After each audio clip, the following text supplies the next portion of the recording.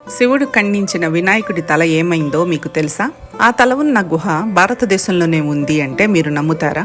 ఆ ప్రదేశం చాలా ప్రమాదభరితమైనది. తిరిగి వస్తారు అనే నమ్మకం చాలా తక్కువ.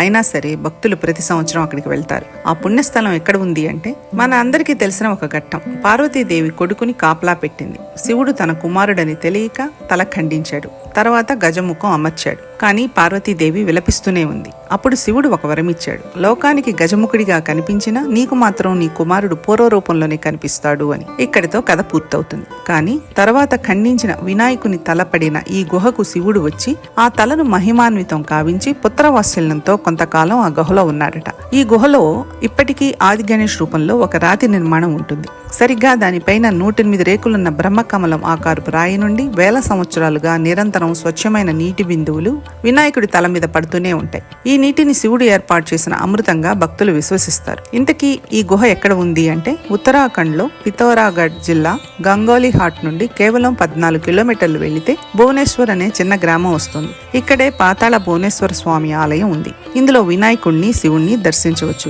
సముద్ర మట్టానికి 1350 మీటర్ల ఎత్తులో భూమి లోపలికి దిగుతున్న ఒక గుహ ఉంది. 160 మీటర్ల పొడవు, 90 అడుగుల లోతు, సహజంగా ఏర్పడిన లైమ్ స్టోన్ గుహ ఇది. లోపలికి వెళ్లాలంటే ఇనుప గొలుసులు పట్టుకుని 90 డిగ్రీల వాలులో పాకుతూ దిగాలి. చాలా మంది భక్తులు సొగంలోనే ఆగిపోతారు, భయంతో మరియు ఊపిరి అందక. ఈ గుహ చరిత్ర 3 యుగాలతో ముడిపడి ఉంది. త్రేతాయుగంలో సూర్యవంశరాజు ఋతుపర్ణుడు వేటాడుతూ ఈ గుహను మొదట కనుగొన్నాడు.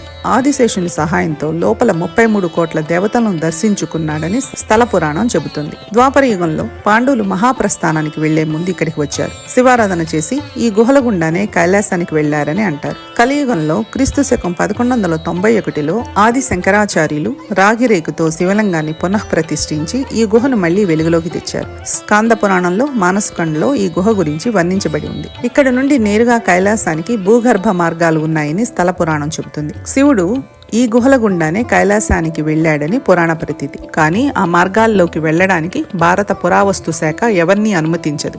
కారణం హైపోక్సియా. ఈ గుహలో ఆక్సిజన్ స్థాయి చాలా తక్కువగా ఉంటుంది. వానాకాలంలో భూగర్భ వాయువులు పెరిగి ఆక్సిజన్ మరింత తగ్గిపోతుంది. లోపలికి వెళ్లిన కొద్దీ ఊపిరాడక ప్రాణాలు పోతాయి. అందుకే వర్షాకాలంలో గుహను పూర్తిగా మూసివేస్తారు. పాతాళ భువనేశ్వర్ కేవలం ఒక గుహ కాదు, యుగ యుగాల విశ్వాసానికి సజీవ సాక్ష్యం. ఈ వీడియో మీకు నచ్చినట్లయితే లైక్ చేసి అందరికీ షేర్ చేయండి. మరిన్ని ఇలాంటి విషయాల కోసం సబ్స్క్రైబ్ చేసుకోండి. జై వినాయక.